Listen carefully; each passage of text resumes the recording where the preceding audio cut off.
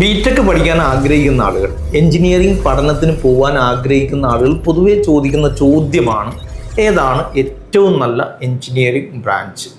ഏതാണ്ട് 120ലധികം ബിടെക് കോഴ്സുകൾ ഇന്ത്യയിലുണ്ട്. കേരളത്തിൽ മാത്രം 55ലധികം ബിടെക് പ്രോഗ്രാമുകളാണ്. സ്വാഭാവികമായിട്ടും വിദ്യാർത്ഥികളുടെ മനസ്സിൽ വരുന്നൊരു ചോദ്യമാണ് ഏറ്റവും നല്ല ബിടെക് പ്രോഗ്രാം ഏതാണ്. കമ്പ്യൂട്ടർ സയൻസിൻ്റെ ഒരു ട്രെൻഡൊക്കെ തകർന്നു പോയോ, അത് ഇനി ഇല്ലാതാവുമോ, കോഡിംഗ് ഓപ്പർച്യൂണിറ്റീസ് AI ഇൻ്റഗ്രേഷൻ വരുന്നതോടുകൂടി നഷ്ടപ്പെടുമോ, ദെൻ ഇത്തരം കാര്യങ്ങളെക്കുറിച്ചുള്ള വളരെ ആശങ്കാപൂർവമായ ചർച്ചകളും ആലോചനകളും അന്വേഷണങ്ങളും നടന്നുകൊണ്ടിരിക്കുകയാണ്. പൊതുവേ ഞാൻ വിദ്യാർത്ഥികളോട് പറയുന്നത് AICT പോലും, All India Council for Technical Education പോലും പല ബ്രാഞ്ചുകളെയും മേർജ് ചെയ്ത് ബ്രാഞ്ചുകളുടെ എണ്ണം കുറക്കുക, വിദ്യാർത്ഥികൾക്കിടയിലുള്ളൊരു കൺഫ്യൂഷൻ കുറക്കുക എന്നുള്ളൊരു ആലോചനയിലാണ്. അതൊക്കെ ഒരു വഴിക്ക് നടക്കട്ടെ. പക്ഷെ നമ്മളുടെ വിഷയം എന്താ? നമ്മളിപ്പോൾ എന്ത് സെലക്ട് ചെയ്യണം? ഏതാണ് ഏറ്റവും പ്രസക്തമായത്, ഏറ്റവും സാധ്യതയുള്ളത് ഏതാണ്, എന്തെടുത്താലാണ് നന്നാവുക? ചില ആളുകൾ വളരെ സ്പെസിഫിക് ആയിട്ട് ചോദിക്കുന്ന ചോദ്യമാണ്, വളരെ സ്പെസിഫിക്കായ എഞ്ചിനീയറിംഗ് പ്രോഗ്രാമുകൾ എടുത്തത് കൊണ്ട് കുഴപ്പമുണ്ടോ? ഞാൻ എപ്പോഴും വിദ്യാർത്ഥികളോട് പറയാം, നമുക്ക് ആ വർത്തമാനത്തിൽ നിന്ന് പതുക്കെ തുടങ്ങാം.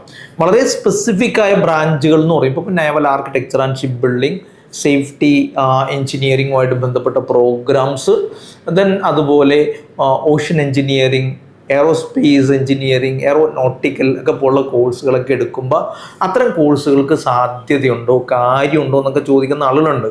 അതല്ല, ജനറലിൽ നിന്ന് സ്പെസിഫിക്കിലേക്ക് പോയാൽ മതിയോ, സ്പെസിഫിക്കിൽ നിന്ന് ടു സ്പെസിഫിക്കിലേക്ക് പോവുക, അല്ലെങ്കിൽ സ്പെസിഫിക് പ്രോഗ്രാമുകൾ എടുത്ത് അതിൽ സ്റ്റിക്ക് ഓൺ ചെയ്യുക, ഈ ഒരു പോളിസി എഞ്ചിനീയറിംഗ് സെലക്ഷൻ്റെ കാര്യത്തിൽ നന്നാവുമെന്ന് പൊതുവെ വിദ്യാർത്ഥികൾ ചോദിക്കാറുണ്ട്. അപ്പോൾ ഒരു ആമുഖം എന്ന നിലക്ക് ഞാൻ പറയണം, വളരെ പ്രധാനപ്പെട്ട പ്രീമിയർ ഇൻസ്റ്റിറ്റ്യൂട്ടുകളിൽ അതിനുവേണ്ടി ഡെഡിക്കേറ്റഡായ ഇൻസ്റ്റിറ്റ്യൂട്ട് എന്ന് തോന്നിക്കുന്ന രീതിയിലുള്ള സംവിധാനങ്ങളുള്ള സ്ഥാപനങ്ങളിൽ തീർച്ചയായിട്ടും നിങ്ങൾക്ക് വളരെ സ്പെസിഫിക്കായ പ്രോഗ്രാമുകൾ ചെയ്യുന്നതിൽ ഒരു കുഴപ്പമില്ല. പ്രത്യേകിച്ച് ഫാക്കൾട്ടി പ്ലേസ്മെൻറ്റ്, ഇത്തരം കാര്യങ്ങൾ ശ്രദ്ധിക്കേണ്ടതുണ്ട്. നോക്ക്, ഈ നാഷണൽ ഫയർ സർവീസ് കോളേജ് എന്ന് പറഞ്ഞൊരു കോളേജ് പൂനെയിലുണ്ട്, നാഗ്പൂർ. അപ്പോൾ നാഗ്പൂരുള്ള ഈ കോളേജിൻ്റെ പ്രത്യേകത, അത് വളരെ എക്സ്ക്ലൂസീവായിട്ട് സേഫ്റ്റി എഞ്ചിനീയറിങ്ങിലെ പ്രോഗ്രാമാണ്, അതിൽ ഫോക്കസ് ചെയ്യുന്ന ഇൻസ്റ്റിറ്റ്യൂട്ടാണ്. ആ ഇൻസ്റ്റിറ്റ്യൂട്ടിൽ സേഫ്റ്റി എഞ്ചിനീയറിംഗ് ചെയ്യുന്നതിൽ കുഴപ്പമില്ല, വളരെ സ്പെസിഫിക്. സാധാരണ സേഫ്റ്റി എഞ്ചിനീയറിങ്ങിലേക്ക് മെക്കാനിക്കലും കെമിക്കലൊക്കെ കഴിഞ്ഞിട്ട് വേണമെങ്കിൽ ആഡ് ഓൺ കോഴ്സൊക്കെ കഴിഞ്ഞിട്ട് പോവാം എന്നതുകൊണ്ട് പൊതുവേ ഏറ്റവും കൂടുതൽ പ്രിഫർ ചെയ്യുന്നത് ഞാൻ അതാണ്. പക്ഷേ വളരെ സ്പെസിഫിക്കായ ഇത്തരം ഇൻസ്റ്റിറ്റ്യൂട്ടുകളിൽ ചെയ്യുന്നതിൽ കുഴപ്പമില്ല. മറ്റൊന്ന് CUSAT, Cochin university of science and technology, almost 100% placement ഉള്ളൊരു സേഫ്റ്റി എഞ്ചിനീയറിംഗ് പ്രോഗ്രാം അവിടെ ഉണ്ട്. അത് വേണമെങ്കിൽ ചൂസ് ചെയ്യും. ഇപ്പോൾ മറൈനിലേക്കൊക്കെ വരുമ്പോൾ ഇന്ത്യൻ മാരിടൈം യൂണിവേഴ്സിറ്റി പോലുള്ള യൂണിവേഴ്സിറ്റികൾ പ്രൊവൈഡ് ചെയ്യുന്ന, ഇന്ത്യൻ മാരിടൈം യൂണിവേഴ്സിറ്റി പോലുള്ളതെന്ന് പറയുമ്പോൾ ആ കൂട്ടത്തിൽ എണ്ണാൻ പറ്റുന്നതാണ് Cochin university of science and technology എന്നതുകൊണ്ടാണ് അങ്ങനെ പറയുന്നത്. ശരിക്കും ഒരു exclusivity marine related, merchant related കോഴ്സുകൾക്കുള്ളത് IMUവിൻ്റെ കീഴിൽ ചെയ്യുമ്പോഴാണ്. അപ്പോൾ ക്യുസാറ്റിലെ മറൈൻ എഞ്ചിനീയറിംഗ് ദെൻ ഈ അർത്ഥത്തിൽ നമുക്കൊരു എക്സ്ക്ലൂസീവ് നല്ല പ്രോഗ്രാമാണ്. നമുക്ക് പ്ലേസ്മെൻറ്റ് ഓൾമോസ്റ്റ് ഒരു 90+ എന്തായാലും ഉണ്ട്. ദെൻ IMU CET എഴുതിയിട്ട്, ഇന്ത്യൻ മാരിടൈം യൂണിവേഴ്സിറ്റി CET എഴുതിയിട്ട് നമുക്ക് naval architecture, then marine engineering ഒക്കെ പ്രൊവൈഡ് ചെയ്യുന്ന, പണ്ട് IIT JEE വഴി IITയുടെ പ്രോസസ്സിലൂടെ പ്രവേശനം നേടിയെന്ന മെറൈൻ എഞ്ചിനീയറിംഗ് റിസർച്ച് ഇൻസ്റ്റിറ്റ്യൂട്ട് മുംബൈയിലും കൊൽക്കട്ടയിലും അതുപോലെ തന്നെ ചെന്നൈയിലൊക്കെയുള്ള ആ ഇൻസ്റ്റിറ്റ്യൂട്ടുകളിൽ നിന്ന് നമുക്ക് മറൈൻ എഞ്ചിനീയറിംഗ് എടുക്കാം. അതുപോലെ നോട്ടിക്കൽ സയൻസ് നവി മുംബൈയിലൊക്കെ ഉള്ള, പണ്ട് TS ചാണക്യ എന്ന് പറഞ്ഞ ഇൻസ്റ്റിറ്റ്യൂട്ട്, ആ ഇൻസ്റ്റിറ്റ്യൂട്ടാണ്, പണ്ടല്ല ഇപ്പോഴും ആ ഇൻസ്റ്റിറ്റ്യൂട്ട് തന്നെയാണ്. അതൊക്കെ IIT വഴിയായിരുന്നു പ്രൊവൈഡ് ചെയ്യുന്നത്. ആ ഒരു കോളേജുകളൊക്കെ നമുക്ക് ഈ IMU CETയുടെ കീഴിൽ വന്നിട്ടുണ്ട്. Naval architecture and ship building, പ്രത്യേകിച്ച് naval architecture and ocean engineering, IITകളും IMU CET വഴി കയറുന്ന വിശാഖപട്ടണം ഇൻസ്റ്റിറ്റ്യൂട്ടൊക്കെ അർത്ഥത്തിൽ ഒരു എക്സ്ക്ലൂസിവിറ്റി ഉള്ള ഇൻസ്റ്റിറ്റ്യൂട്ടുകളാണ്. അത്തരം ഇൻസ്റ്റിറ്റ്യൂട്ടുകളിൽ നിന്ന് സ്പെഷ്യൽ ബ്രാഞ്ചുകൾ, സ്പെഷ്യൽ കോഴ്സുകൾ ചെയ്യുമ്പോൾ തീർച്ചയായിട്ടും വലിയ ആശങ്കകൾക്ക് വകയില്ല. തീർച്ചയായിട്ടും അങ്ങനെ ചെയ്യാം. പക്ഷേ എല്ലാ കോഴ്സുകളുടെ കാര്യത്തിലും ഇത് ബാധകമായിക്കൊള്ളണം എന്നില്ല. പലപ്പോഴും എയറോനോട്ടിക്കൽ എഞ്ചിനീയറിംഗ് എടുക്കുമ്പോൾ എയറോനോട്ടിക്കൽ എഞ്ചിനീയറിംഗ് കാര്യമായിട്ട് ഒരു ക്രാഫ്റ്റ് ഡിസൈനിങ് ഫോക്കസ്ഡ് ആണ് എന്നതുകൊണ്ട്, ദെൻ ഒരു maintenance and repairing supervision focused ആണ് എന്നതുകൊണ്ട് അത് എടുക്കണോ വേണ്ടേ, അതിന് പകരം AME ആക്കേണ്ടതുണ്ടോ എന്നൊക്കെ ചിന്തിക്കാറുണ്ട്. നോർമൽ ഇൻസ്റ്റിറ്റ്യൂട്ടുകളിൽ വരുമ്പോൾ ആ ചിന്ത നല്ലതാണ്. പക്ഷേ എപ്പോഴും IIT പോലുള്ള സ്ഥാപനങ്ങൾ വരികയാണെങ്കിൽ ധൈര്യമായിട്ട് നമുക്കത് ആ IIT പോലുള്ളത് എന്ന് പറയുമ്പോൾ ആ കൂട്ടത്തിൽ IIST Indian institute of space technology വരുന്നുണ്ട് എന്നത് പ്രത്യേകം ശ്രദ്ധിക്കുക. ഇത് വളരെ സ്പെസിഫിക് ആയ ചില പ്രോഗ്രാമുകളുടെ കാര്യത്തിൽ നമുക്ക് പറയാനുള്ളത് ആണെങ്കിൽ കോമൺ ആയിട്ട് നമ്മൾ പറയുമ്പോൾ എഞ്ചിനീയറിംഗ് ബ്രാഞ്ചുകളുടെ കൂട്ടത്തിൽ ഏറ്റവും നല്ലത് ഞാൻ പൊതുവേ പറയാം 6 ബ്രാഞ്ചുകളാണ് കുറച്ചുകൂടി നല്ല ഓപ്ഷനായിട്ട് നമുക്ക് എടുക്കാൻ പറ്റുന്നത്. 2 കാരണങ്ങളാണ്. ഒന്ന്, അത് വളരെ ബേസിക് പ്രോഗ്രാമുകളാണ്, ഡൈവേഴ്സിറ്റി അതിനൊരുപാടുണ്ട്. പലപ്പോഴും ഇന്ന് നിലക്കുന്ന അണ്ടർ ഗ്രാജുവേറ്റ് പ്രോഗ്രാമിൽ തന്നെ വളരെ സ്പെസിഫിക് ആയ പ്രോഗ്രാമുകളിലേക്ക് സ്വിച്ച് ചെയ്യാൻ ഈ ഡിഗ്രികളിൽ നിന്ന് സാധിക്കും എന്നതുകൊണ്ട് ആ കൂട്ടത്തിൽ ഞാൻ എണ്ണുന്ന ഒന്നാമത്തേത് ഇലക്ട്രോണിക്സ് ആൻഡ് കമ്മ്യൂണിക്കേഷൻ ആണ്. ഇലക്ട്രോണിക്സ് ആൻഡ് കമ്മ്യൂണിക്കേഷൻ, പ്രത്യേകിച്ച് കമ്മ്യൂണിക്കേഷൻ സയൻസിലുള്ള വളരെ അഭൂതപൂർവമായ വളർച്ചയും വിപ്ലവകരമായ മാറ്റങ്ങളെയും കൂടെ നിർത്താനും അതോടൊപ്പം മുന്നോട്ട് പോകാനും സാധിക്കുന്നു എന്നതുകൊണ്ട് ഇലക്ട്രോണിക്സിന് ഒരു ബേസ് ആയിട്ട് നമുക്ക് കാണാം. പലപ്പോഴും ഒരു കോർ എഞ്ചിനീയറിംഗ് പ്രോഗ്രാം എന്ന നിലയിൽ ഇലക്ട്രോണിക്സ് ആൻഡ് കമ്മ്യൂണിക്കേഷൻ പണ്ട് പെട്ടിരുന്നില്ല എങ്കിലും ഇപ്പം അതൊരു കോർ ബ്രാഞ്ച് പോലെ പരിഗണിക്കപ്പെടുന്നു എന്നതാണ് ഒരു വസ്തുത. നോക്ക്, ഇലക്ട്രോണിക്സ് ആൻഡ് കമ്മ്യൂണിക്കേഷൻ നമുക്ക് വേണമെങ്കിൽ ഇൻസ്ട്രുമെൻറ്റേഷനിലേക്ക് സ്വിച്ച് ചെയ്യാം, ബയോമെഡിക്കൽ എഞ്ചിനീയറിംഗിലേക്കും മെഡിക്കൽ ഇലക്ട്രോണിക്സിലേക്കും മാറാം, instrumentation and control, applied electronics, then പ്രത്യേകിച്ച് ഇപ്പോൾ വരുന്ന ഓട്ടോമേഷൻ കണക്റ്റഡ് ആയ പ്രോഗ്രാമുകളും ആഡ് ഓൺ പ്രോഗ്രാമുകളൊക്കെ നമുക്ക് ചെയ്യാം. ഈവൻ എവിയോണിക്സിലേക്കും എയറോസ്പേസും ക്രയോജനിക്സും ഒക്കെ ആയിട്ട് ബന്ധപ്പെട്ട ഏരിയയിലുള്ള സ്പെഷ്യലൈസ്ഡ് പ്രോഗ്രാമുകളിലേക്ക് ഇലക്ട്രോണിക്സ് ആൻഡ് കമ്മ്യൂണിക്കേഷൻ നിന്ന് മാറാം എന്നതുകൊണ്ട് ഇലക്ട്രോണിക്സ് ആൻഡ് കമ്മ്യൂണിക്കേഷൻ വൈവിധ്യമുള്ള ഒരു ബേസ് ആയിട്ട് നമുക്ക് കാണാവുന്നതാണ്. പ്രത്യേകിച്ച് IT ആയിട്ട് ബന്ധപ്പെട്ട ഒരു സെക്കൻഡ് ഓപ്ഷനായിട്ട് പലപ്പോഴും ഇലക്ട്രോണിക്സ് ആൻഡ് കമ്മ്യൂണിക്കേഷൻ പരിഗണിക്കപ്പെടുന്നുണ്ട് കമ്പ്യൂട്ടർ സയൻസ് കഴിഞ്ഞാൽ. ദെൻ കമ്പ്യൂട്ടർ സയൻസുമായിട്ട് ബന്ധപ്പെട്ട ഓപ്പണിങ്സിനെ കുറിച്ച് വളരെ വിശദമായിട്ട് നമ്മൾ വേറെ തന്നെ ചർച്ച ചെയ്യേണ്ടതാണ്. എന്തായാലും ഇലക്ട്രോണിക്സ് ആൻഡ് കമ്മ്യൂണിക്കേഷൻ, പ്രത്യേകിച്ച് സർക്യൂട്ടുകളും സെമി കണ്ടക്ടറൊക്കെ ആയിട്ട് ബന്ധപ്പെട്ട ഇലക്ട്രോണിക്സ് ആൻഡ് കമ്മ്യൂണിക്കേഷൻ, ഞാൻ പൊതുവെ പറയാം കമ്മ്യൂണിക്കേഷൻ ഡിവൈസസുമായിട്ട് ബന്ധപ്പെട്ട അതിൻ്റെ ഒരു സർക്യൂട്ട് ഡിസൈനും ആയിട്ട് ബന്ധപ്പെട്ട കോർ ബ്രാഞ്ചാണ്, പ്രധാനപ്പെട്ട ബ്രാഞ്ചാണ് ഇലക്ട്രോണിക്സ് ആൻഡ് കമ്മ്യൂണിക്കേഷൻ എന്ന് പറയുന്നത്. അപ്പോൾ ആ അർത്ഥത്തിൽ IT ഓറിയൻറ്റഡ് പ്ലേസ്മെൻറ്റ് വരുന്നു. ദെൻ അതുപോലെ തന്നെ ലേറ്റസ്റ്റ് ട്രെൻഡുകളിൽ പ്രത്യേകിച്ച് ഓട്ടോമേഷനും റോബോട്ടിക്സും മെക്കട്രോണിക്സും ഇൻ്റർനെറ്റ് ഓഫ് തിങ്സ് ഒക്കെ പോലുള്ള സാധനങ്ങൾ ആഡ് ചെയ്ത് കൊണ്ടുപോകാം എന്നതുകൊണ്ടും മറ്റ് വൈവിധ്യമാർന്ന ചില ബ്രാഞ്ചുകളിലേക്ക് ഇലക്ട്രോണിക്സ് വെച്ചുകൊണ്ട് സ്വിച്ച് ചെയ്യാം എന്നതുകൊണ്ടും ഇലക്ട്രോണിക്സ് ആ അർത്ഥത്തിൽ പരിഗണിക്കാവുന്നതാണ്. ഇപ്പോൾ ഓട്ടോമൊബൈൽ ഇൻഡസ്ട്രീസിൽ വളരെ വിപ്ലവകരമായ മാറ്റങ്ങൾ വരുന്നു. മൊബിലിറ്റി എഞ്ചിനീയറിംഗ് ദ്രുതഗതിയിൽ വളർന്നുകൊണ്ടിരിക്കുന്നു. ആ അർത്ഥത്തിൽ ഓട്ടോമൊബൈൽ എഞ്ചിനീയറിംഗിലേക്ക് മൊബിലിറ്റി എഞ്ചിനീയറിംഗിലേക്ക് ഇലക്ട്രോണിക്സ് നിന്ന് സ്വിച്ച് ചെയ്യാം എന്നത് ഇതിൻ്റെ ഒരു വൈവിധ്യം സൂചിപ്പിക്കുന്നുണ്ട്. രണ്ടാമത്തെ ഒരു ബ്രാഞ്ചായിട്ട് ഞാൻ എപ്പോഴും പറയുന്നത് ഇലക്ട്രിക്കൽ ആൻഡ് ഇലക്ട്രോണിക്സ് ആണ്. ഒരു കാര്യത്തിൽ സംശയമില്ല, ഇലക്ട്രിക്കൽ എഞ്ചിനീയറിംഗ് പ്രസക്തമാകുന്നത് ഊർജ പ്രതിസന്ധി രൂക്ഷമാകുന്നതോ അല്ലെങ്കിൽ ഊർജ സ്രോതസ്സുകൾക്കൊരു സബ്സ്റ്റിറ്റ്യൂഷനെ കുറിച്ച് ആളുകൾ ചിന്തിച്ച് തുടങ്ങുകയോ ചെയ്യുന്നിടത്താണ് ഇതിൻ്റെ ഒരു പ്രസക്തി വർദ്ധിക്കുന്നത്. പ്രത്യേകിച്ച് റിന്യൂവബിൾ എനർജി, സസ്റ്റൈനബിൾ എനർജി, അത്തരം ഏരിയകളിലേക്ക് ഓട്ടോമോട്ടീവ് എഞ്ചിനീയറിംഗുമായിട്ട് കണക്ട് ചെയ്യുമ്പോൾ EV ടെക്നോളജിയോ മൊബിലിറ്റി എഞ്ചിനീയറിംഗോ ഒക്കെ നമുക്ക് കണക്ട് ചെയ്യാവുന്ന കൂട്ടത്തിൽ ഏറ്റവും വൈവിധ്യമുള്ളൊരു ബ്രാഞ്ച് എന്ന നിലയ്ക്ക് പരിഗണിക്കപ്പെടാവുന്ന ഒന്നാണ് electrical and electronics. Power generation, power regulation, power ട്രാൻസ്മിഷനുമായിട്ട് ബന്ധപ്പെട്ട 3 തലങ്ങളിൽ വൈവിധ്യമുള്ള സാധ്യതയുള്ള ഒരു മേഖലയാണ് ഇലക്ട്രിക്കൽ എഞ്ചിനീയറിംഗ്. നിങ്ങൾ പൊതുവെ എടുത്ത് നോക്കിക്കഴിഞ്ഞാൽ പണ്ടൊക്കെ ISROയിൽ വർക്ക് ചെയ്യുന്ന സയൻറ്റിസ്റ്റിൽ ഇപ്പോൾ വർക്ക് ചെയ്യുന്ന പല ആളുകളും ഒരു ഇലക്ട്രിക്കൽ ബാക്ക്ഗ്രൗണ്ടിൽ നിന്ന് വരുന്ന ആളുകളാണ്. ഫോർ എക്സാമ്പിൾ നമുക്ക് പറയാൻ പറ്റുന്നതാണ് doctor Tessy Thomas guided missile ടെക്നോളജിയിലേക്കും ക്രയോജനിക്സ് ആൻഡ് റോക്കറ്ററി സ്പെഷ്യലൈസ്ഡ് പ്രോഗ്രാമുകളിലേക്കൊക്കെ വന്നത് ഈ ഇലക്ട്രിക്കൽ ബാക്ക്ഗ്രൗണ്ടിൽ നിന്നാണ്. അപ്പോൾ ഇലക്ട്രിക്കൽ ആ അർത്ഥത്തിൽ വൈവിധ്യമുള്ളൊരു ബ്രാഞ്ചായിട്ട് നമുക്ക് പരിഗണിക്കാം. മാത്രമല്ല കേരളത്തിൽ, ഇന്ത്യയിൽ മൊത്തത്തിലും ഗവൺമെൻറ് ജോബ് ഓപ്പർച്യൂണിറ്റി സാധ്യതകളുടെ കൂട്ടത്തിൽ എണ്ണപ്പെടുന്നൊരു ബ്രാഞ്ചാണ് ഇലക്ട്രിക്കൽ ആൻഡ് ഇലക്ട്രോണിക്സ് എന്ന് പറയുന്നത്. KCB പോലും ആ അർത്ഥത്തിൽ ഓപ്പർച്യൂണിറ്റീസ് ധാരാളം കൊടുക്കുന്നുണ്ട്. നമ്മൾ നോക്കുക, ഇനി മൂന്നാമതൊരു ബ്രാഞ്ചായിട്ട് നമുക്ക് എണ്ണാൻ പറ്റുന്നത് മെക്കാനിക്കലാണ്.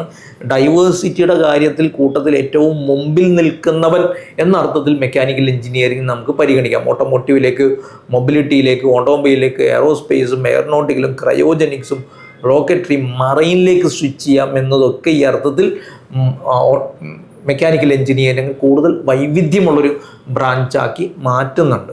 മാത്രമല്ല റോബോട്ടിക്സിലേക്കൊക്കെ നമുക്ക് സ്വിച്ച് ചെയ്യാം. ചില രസകരമായ സ്പെഷ്യലൈസ്ഡ് ആഡ് ഓൺ പ്രോഗ്രാമുകൾ, ഫോർ എക്സാമ്പിൾ മൊബിലിറ്റി എഞ്ചിനീയറിംഗ്, അതുപോലെ advanced diploma in automotive mechatronics എന്നൊക്കെ പറഞ്ഞാൽ വളരെ റെയറായ ചില ആഡ് ഓൺ പ്രോഗ്രാമുകളൊക്കെ ഈ മെക്കാനിക്കൽ എഞ്ചിനീയറിങ്ങിനോട് ചേർക്കാവുന്നതാണ്. സേഫ്റ്റി എഞ്ചിനീയറിങ്ങിലെ ഏറ്റവും ലേറ്റസ്റ്റായ ഏറ്റവും പുതിയ പഴയതുമായ ട്രെൻഡുകളും സ്പെഷ്യലൈസേഷനും മെക്കാനിക്കൽ എഞ്ചിനീയറിങ്ങുമായിട്ട് കണക്ട് ചെയ്യാം. MEP പോലെ, ദെൻ ലിയ പോലെ, ലിഫ്റ്റിംഗ് എക്യുപ്മെൻറ്റ്സ് എഞ്ചിനീയേഴ്സ് അസോസിയേഷനൊക്കെ പോലുള്ള സർട്ടിഫൈഡ് പ്രോഗ്രാമുകൾ, പൈപ്പിംഗ് ഫാബ്രിക്കേഷൻ, HVAC, ഇങ്ങനെ നമുക്ക് രസകരമായ ഷോർട്ട് ടൈം കോഴ്സുകൾ. എനിക്ക് തോന്നുന്നു ഈ എഞ്ചിനീയറിംഗ് പ്രോഗ്രാമുകളുടെ കൂട്ടത്തിൽ ഏറ്റവും കൂടുതൽ ഷോർട്ട് ടൈം കോഴ്സുകൾ ആഡ് ചെയ്ത് കരിയർ വൈവിധ്യം ഉണ്ടാക്കാൻ പറ്റുന്ന ഒരു ബ്രാഞ്ചാണ് മെക്കാനിക്കൽ എഞ്ചിനീയറിംഗ്. അപ്പോൾ സ്വാഭാവികമായിട്ട് ഈ മൂന്നെണ്ണത്തെക്കുറിച്ച് പറയുമ്പോൾ നിങ്ങൾക്ക് ചോദിക്കാനുണ്ടാവുന്ന ഒന്നായിരിക്കും, എന്തുകൊണ്ടാണ് ഞാൻ കമ്പ്യൂട്ടർ സയൻസിനെ കുറിച്ച് പറയാത്തത്? കമ്പ്യൂട്ടർ സയൻസിൻ്റെ കാര്യത്തിൽ ഒരു സംശയമില്ല, നല്ല ബ്രാഞ്ചാണ്. പക്ഷേ അതിൽ മനസ്സിലാക്കേണ്ട ഒന്ന്, കമ്പ്യൂട്ടർ സയൻസ് വളരെ പ്രധാനമായും കോഡിങ്ങിലും ദെൻ അതോടൊപ്പം ഒരു ശരിക്കും പറഞ്ഞാൽ സൈബർ സെക്യൂരിറ്റി ആയിട്ട് കണക്ട് ചെയ്യാൻ പറ്റുന്ന ചില ആഡ് ഓൺ കോഴ്സുകളൊക്കെ ചേർത്ത് വെക്കാൻ പറ്റുന്ന ഒരു ബ്രാഞ്ചാണ്. അങ്ങനെ ബ്രാഞ്ച് എടുത്ത് കമ്പ്യൂട്ടർ സയൻസിനെ നമ്മൾ സ്പെസിഫിക് ആയിട്ട് എടുത്ത് നോക്കുമ്പോൾ കാര്യമായിട്ട് കോഡിങ്ങിലും സൈബർ സെക്യൂരിറ്റിയിലും മറ്റ് ഡേറ്റയും AI-യുമായിട്ട് ഇൻ്റഗ്രേറ്റ് ചെയ്യാൻ പറ്റുന്ന പ്രോഗ്രാമുകളൊക്കെ നമുക്ക് ഈ കമ്പ്യൂട്ടർ സയൻസ് കണക്ട് ചെയ്ത് ചെയ്യാം. പക്ഷേ അതിലൊരു വിഷയം എന്ന് വെച്ചാൽ കമ്പ്യൂട്ടർ സയൻസുമായിട്ട് കണക്ട് ചെയ്യാം എന്ന് പറയുന്ന ഒരുവിധ എല്ലാ പ്രോഗ്രാമും മറ്റ് ബ്രാഞ്ചുകൾ കഴിഞ്ഞാലും ചെയ്യാം. വളരെ കോഡിംഗ് സ്പെസിഫിക് ആയ ഒരു കാൻഡിഡേറ്റ്സിനെ സംബന്ധിച്ചിടത്തോളം കമ്പ്യൂട്ടർ സയൻസ് വളരെ പ്രസക്തമാണ്. AI ഇൻ്റഗ്രേഷൻ വരുന്നതോടുകൂടി കോഡിങ്ങിലെ ജോബ് ഓപ്പർച്യൂണിറ്റീസ് റിലേറ്റീവ്ലി കുറയുന്നു എന്ന ഭീതിതമായ ഒരു അന്തരീക്ഷവും ആശങ്കയും നിലനിൽക്കുന്നുണ്ട്. പക്ഷേ ഞാൻ എപ്പോഴും മനസ്സിലാക്കുന്നത്, നല്ല എക്സ്പെർട്ടീസുള്ള നല്ല പാഷനേറ്റായ ആളുകളെ സംബന്ധിച്ചിടത്തോളം ലേറ്റസ്റ്റ് ട്രെൻഡുകളെ സ്വീകരിക്കാനും അത് സ്വായത്തമാക്കാനും ശ്രമിക്കുന്ന ആളുകളെ സംബന്ധിച്ചിടത്തോളം രസകരമായ ഒരു ഓപ്ഷൻ തന്നെയാണ് എന്തൊക്കെ പറഞ്ഞാലും കമ്പ്യൂട്ടർ സയൻസ്. വൈവിധ്യങ്ങൾ റിലേറ്റീവ്ലി കുറവാണ് എന്നതാണ് കമ്പ്യൂട്ടർ സയൻസും ഇലക്ട്രോണിക്സും ഇലക്ട്രിക്കലുമായിട്ട് മെക്കാനിക്കലൊക്കെ ആയിട്ട് കമ്പയർ ചെയ്യുമ്പോഴുള്ള ഒരു പ്രധാന കുഴപ്പമായിട്ട് നമുക്ക് തോന്നുന്നത്. അപ്പോഴും ഞാൻ പറയുന്നത്, കോഡിങ്ങിനോട് വളരെ പ്രധാനമായി ഇൻട്രസ്റ്റ് ഉള്ള, അതിനോട് മാനസികമായിട്ട് ചേർന്ന് നിൽക്കുന്ന ആളുകൾ തീർച്ചയായിട്ടും കമ്പ്യൂട്ടർ സയൻസ് തന്നെ എടുത്താൽ മതി എന്നാണ് ഞാൻ പറയാം. വരാൻ പോകുന്ന മാറ്റങ്ങൾ ഉൾക്കൊണ്ടുകൊണ്ട്, ഈ ട്രെൻഡുകളിൽ വരുന്ന മാറ്റങ്ങൾ മനസ്സിലാക്കിക്കൊണ്ട് അതിനോട് ആഡ് ഓൺ ചെയ്യേണ്ട കോഴ്സുകളും പ്രോഗ്രാമുകളും സപ്ലിമെൻറ്റ് ചെയ്യേണ്ടതും അപ്സ്കില്ല് ചെയ്യേണ്ടതുമായ കാര്യങ്ങൾ കൃത്യമായിട്ട് മനസ്സിലാക്കി മുന്നോട്ട് പോവുക. കമ്പ്യൂട്ടർ സയൻസ് കഴിഞ്ഞ ആളുകൾക്ക് സൈബർ സെക്യൂരിറ്റി പോലെ, ഡേറ്റ പോലെ, AI പോലെ, മെക്കട്രോണിക്സും റോബോട്ടിക്സുമായിട്ട് ബന്ധപ്പെട്ട ആഡ് ഓൺ കോഴ്സുകൾ പോലെ, ഓട്ടോമേഷനുമായിട്ട് ബന്ധപ്പെട്ട കോഴ്സുകൾ പോലെ അതുപോലുള്ള മേഖലകളിലേക്ക് മാറാം എന്നതിന് പുറമെ മറ്റ് വൈവിധ്യങ്ങളും എടുക്കാം. ദെൻ മറ്റൊന്ന് കെമിക്കൽ എഞ്ചിനീയറിംഗ് ആണ്. കെമിക്കൽ എഞ്ചിനീയറിംഗ് ഞാൻ പറയാം, നമ്മുടെ ജീവിതത്തിൽ, നിത്യജീവിതത്തിൽ ഏറ്റവും കൂടുതൽ സ്വാധീനം ചെലുത്തുന്ന ഒരു എഞ്ചിനീയറിംഗ് പ്രോഗ്രാം എന്ന നിലയ്ക്ക് കെമിക്കൽ എഞ്ചിനീയറിങ്ങിനെ നമുക്ക് ഉൾക്കൊള്ളിക്കാവുന്നതാണ്. നമ്മുടെ ചുറ്റുപാടും ടെക്സ്റ്റൈൽ ആയാലും, കോസ്മെറ്റിക് ആയാലും, ഫാർമസ്യൂട്ടിക്കൽ ആയാലും, ഫുഡ് ഐറ്റംസ് ആയാലും, ഷുഗറും പെയിൻറ്റും വാർണിഷും, നിങ്ങൾ എടുത്തു നോക്കിയാൽ എല്ലാം പെട്രോ കെമിക്കലുമായിട്ട് ബന്ധപ്പെട്ട, റിഫൈനിങ്ങുമായിട്ട് ബന്ധപ്പെട്ട ഏരിയകളിലെല്ലാം കെമിക്കൽ പ്രോസസ്സ് വരുന്ന എല്ലാ ഇൻഡസ്ട്രീസിലും കെമിക്കൽ എഞ്ചിനീയറിങ്ങിന് സ്വാധീനമുണ്ട് എന്നുള്ളതാണ്.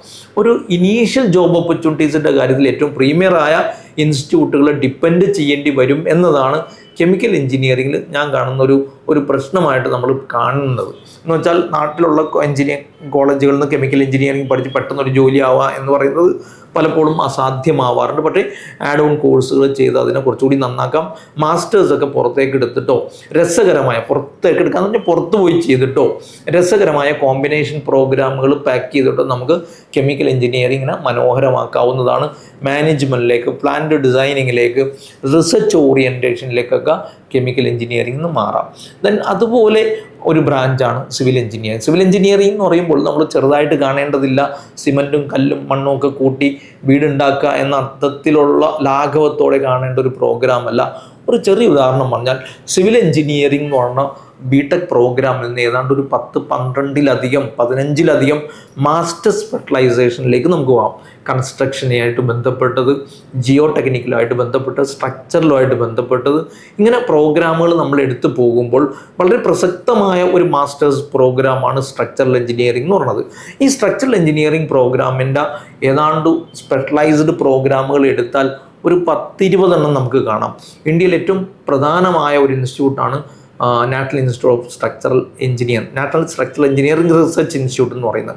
ആ ഇൻസ്റ്റിറ്റ്യൂട്ട് ഹൈദരാബാദിൽ വരുന്ന ഇൻസ്റ്റിറ്റ്യൂട്ടിൽ മാത്രം ഏകദേശം 20ലധികം റിസർച്ച് ഫെലോഷിപ്പുകൾ, സ്പെഷ്യലൈസേഷനുകൾ ഉണ്ട് എന്നുള്ളതാണ്.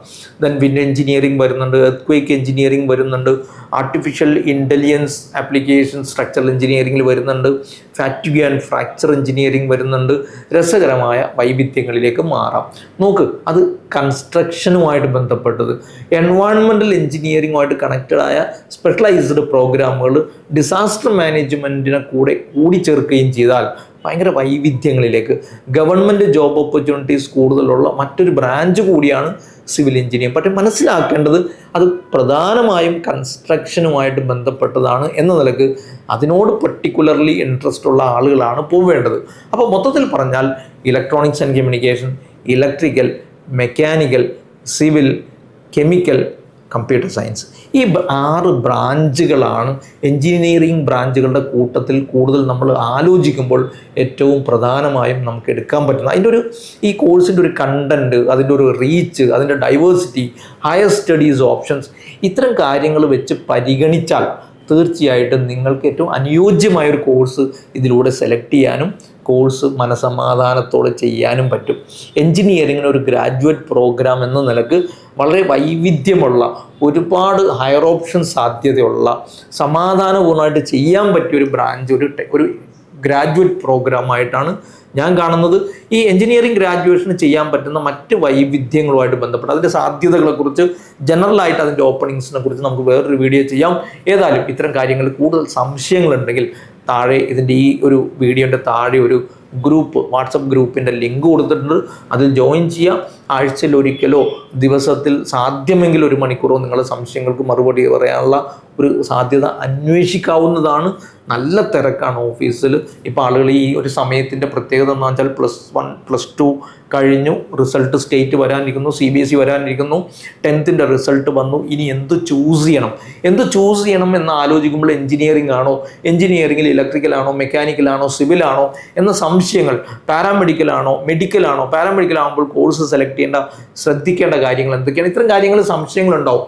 അത്തരം സംശയങ്ങൾ വരുമ്പോൾ ബ്ലൈൻഡായിട്ടൊരു ചോയ്സ് എടുക്കുന്നതിന് പകരം ആപ്റ്റിറ്റ്യൂഡ് ടെസ്റ്റൊക്കെ ചെയ്ത് നിങ്ങളുടെ സ്കില്ലുകളൊക്കെ കണ്ടെത്തി കൃത്യമായൊരു ചോയ്സ് നോക്കിയെടുത്താൽ ഒരു കുഴപ്പമില്ലാതെ, അപായങ്ങളില്ലാതെ നല്ല കരിയർ ചോയ്സിലെത്താം. ഇപ്പോൾ ഓഫീസിൽ വരുന്ന ഒരു തിരക്കതാണ് ഈ ഏത് ഓപ്ഷൻ എടുക്കണം, ഏത് ചോയ്സാണ് നല്ലത്, നമ്മളൊരു സ്കില്ലിനനുസരിച്ച് ഏറ്റവും അനുയോജ്യമായത് ഏതാണെന്ന് കണ്ടെത്താൻ ആപ്റ്റിറ്റ്യൂഡ് ടെസ്റ്റ് നടത്തുക എന്നുള്ളതാണ് വിദ്യാർത്ഥികൾ. അതിനുവേണ്ടി വരുന്ന ആളുകളുടെ ഒരു തിരക്ക് കാരണം പലപ്പോഴും ഈ മറുപടി കുറച്ചൊന്ന് ലാഗ് ചെയ്യാൻ സാധ്യതയുണ്ട്. എന്തായാലും നമുക്ക് നോക്കാം, ശ്രമിക്കാം, ശ്രദ്ധിക്കാം. Bye bye. Career Guru, moulding your future.